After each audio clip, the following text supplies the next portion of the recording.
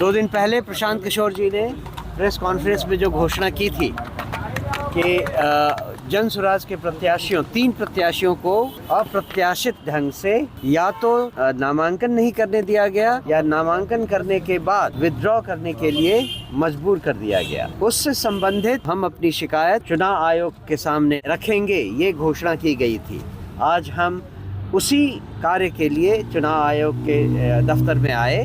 हम 5 लोगों के साथ मुख्य चुनाव पदाधिकारी से मिले और उनको अपना ज्ञापन दिया। इस ज्ञापन में हमने उन्हें विधानसभा संख्या 186 दानापुर विधानसभा क्षेत्र में दिनांक 17/10/2025 को जन स्वराज पार्टी के अधिकृत उम्मीदवार श्री अखिलेश कुमार सिंह उर्फ मुटूर शाह पिता लाल बाबू शाह को पूर्वाह्न 10 बजे दानापुर अनुमंडल कार्यालय में नामांकन करने के लिए जब वो निकले तो उसके बाद वो नामांकन स्थल पर नहीं पहुंच पाए। उस समय ये भ्रामक खबर फैलाई गई कि उनका अपहरण कर लिया गया है। बाद में जैसा कि हमने प्रेस कॉन्फ्रेंस में एक फोटो के साथ भी दिखाया था कि और अभी भी हमने मुख्य चुनाव आयुक्त को दिया है। बाद में ये बात उभर कर आई कि वे भारत सरकार के गृह मंत्री श्री अमित शाह जी एवं केंद्रीय मंत्री श्री धर्मेंद्र प्रधान जी के साथ दिन भर रहे। उन्हें दिन भर दबाव प्रलोभन देकर रोके रखा गया, जिसके कारण वो अपना नामांकन नहीं दाखिल कर पाए।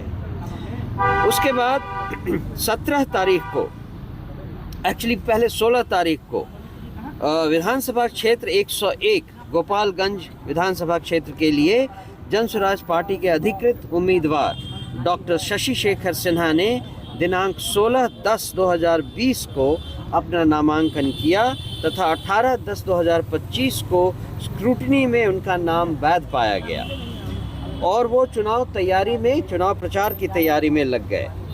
लेकिन भाजपा के प्रत्याशी द्वारा उन पर दबाव डाला गया और उनके पुत्र जो विदेश में रहते हैं उन्हें भी दबाव देकर नामांकन वापस करने के लिए मजबूर किया गया।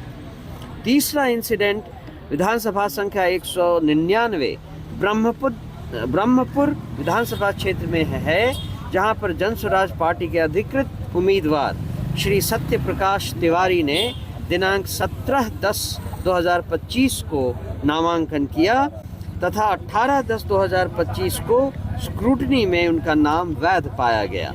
प्राप्त जानकारी के अनुसार 19 अक्टूबर को भारत सरकार के केंद्रीय मंत्री श्री धर्मेंद्र प्रधान जी उनके घर गए तथा उन पर दबाव एवं प्रलोभन डालकर उन्हें 20 अक्टूबर को अपना नामांकन वापस लेने के लिए मजबूर किया।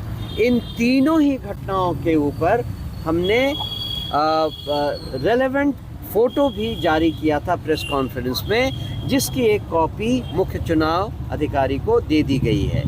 हमने चुनाव अधिकारी से यही विनती की कि चुनाव के समय में चुनाव की आचार संहिता को ध्यान में रखते हुए चुनाव का संचालन इतने स्पष्ट और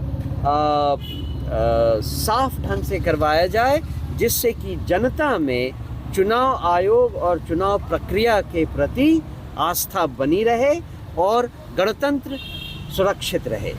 ठीक इसी तरह एक दूसरी कार्रवाई थी जिसमें हमारे पार्टी के महामंत्री सुभाष कुशवाहा जी ने एक कंप्लेंट पुलिस में किया उस वीडियो को लेकर जिसमें हमारे सूत्रधार प्रशांत किशोर जी के वक्तव्य को तोड़ मरोड़ करके प्रेजेंट किया गया है और गलत ढंग से जनता को गुमराह करने की कोशिश की गई है।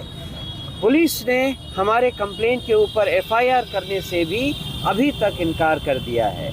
ये भी ऐसी एक घटना है जिस पर चुनाव आयोग को संज्ञान लेना चाहिए और आचार संहिता के तहत त्वरित और शीघ्र कार्रवाई करनी चाहिए। हमने मुख्य चुनाव पदाधिकारी से ये भी अनुरोध किया। स्कूल का बस्ता छाप पर बटन दबाएं, जन स्वराज को विजयी बनाएं।